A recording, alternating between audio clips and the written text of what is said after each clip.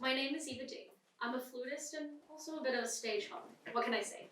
I like to perform, and this whole quarantine thing has made it extremely difficult to find an audience. In this modern day of technology and video conferencing and Wi-Fi, the natural inclination for us performers is to live stream our concerts.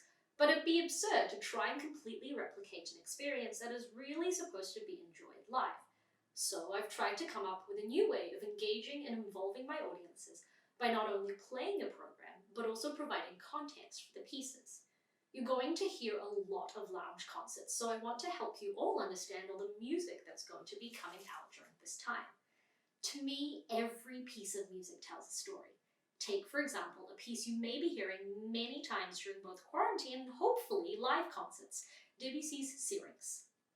Not many solo pieces were written for the flute at the time of Syrinx's inception in 1913. In fact, the only other solo flute piece of note was a Bach sonata written 150 years prior.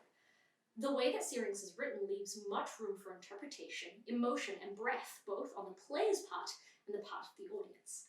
Here's a taste.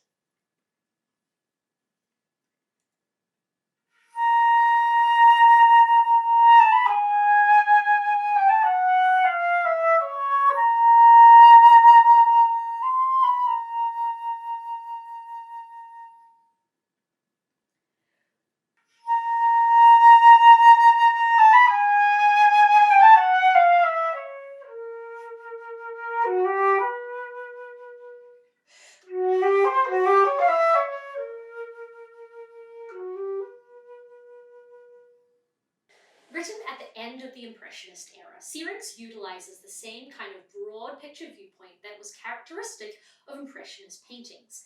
Every brushstroke, as haphazardous as it may seem, turns out to all be an integral part of the whole. This kind of perspective should also be applied when listening to this short piece. Don't get bogged down by the details, but revel in the ambiance and emotion it creates. Likewise, to be able to dig further into how to go about listening to this piece, we must first look at it broadly and then pinpoint specific areas of interest to listen out for. You'll notice immediately that the piece doesn't fit nicely into any particular key. When you listen to a piece of classical music written by, say, Mozart, there's always a feeling of going from home, out towards a neighbor, then ultimately back home. Debussy, instead of utilizing a set key in Syrinx, uses a mixture of a whole tone scale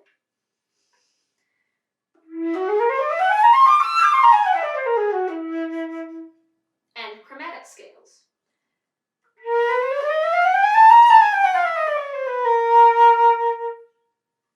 Which are scales used in every dream sequence you ever hear in a movie. He also uses pentatonic scales,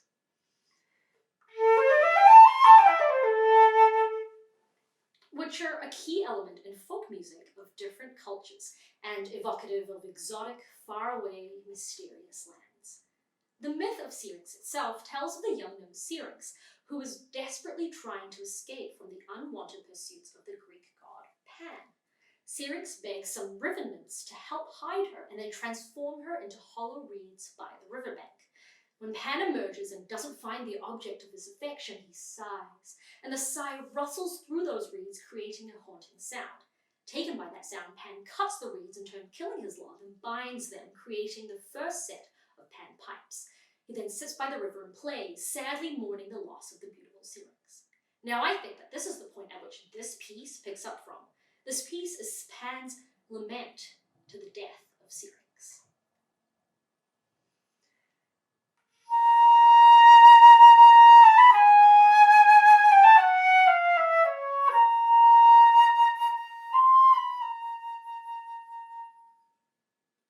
You're going to be hearing that melody played many times throughout this piece. Sometimes exactly the same, other times change. This is what we call, and I apologize for bringing back memories of Year 12 English studies, a thematic motif.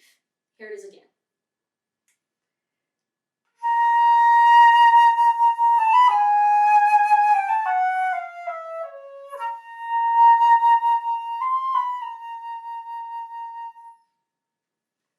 The first time you hear it at the very beginning of the piece, it's simple, almost like Pan is testing out the sound quality and the range of his newly made instrument.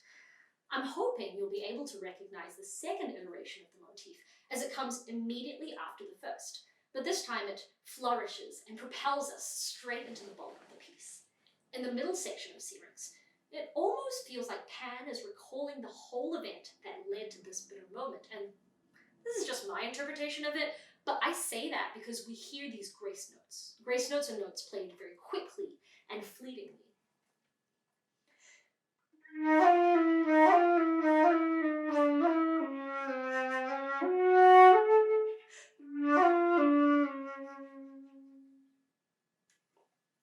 You also hear very quick passages and trills.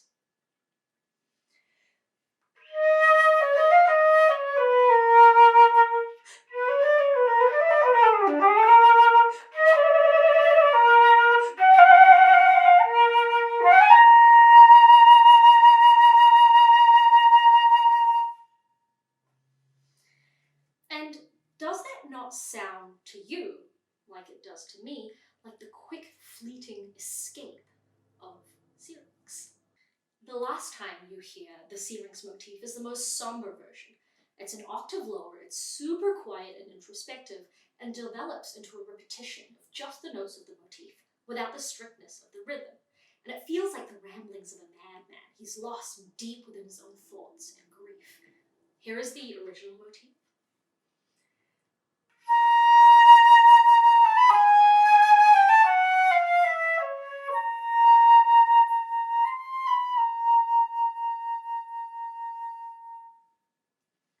And the one at the end.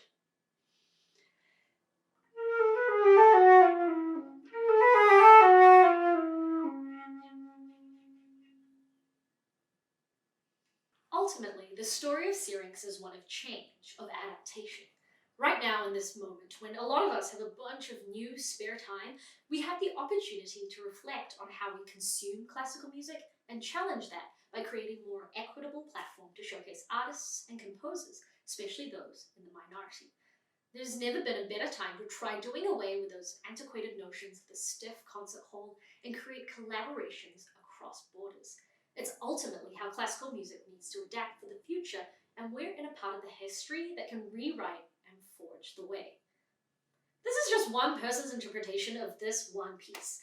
Debussy himself even says we should constantly be reminding ourselves that the beauty of a work of art is something that will always remain mysterious. That is to say, one can never find out exactly how it's done. I invite you now to listen to Claude Debussy's Syrinx and create your own interpretations of this piece.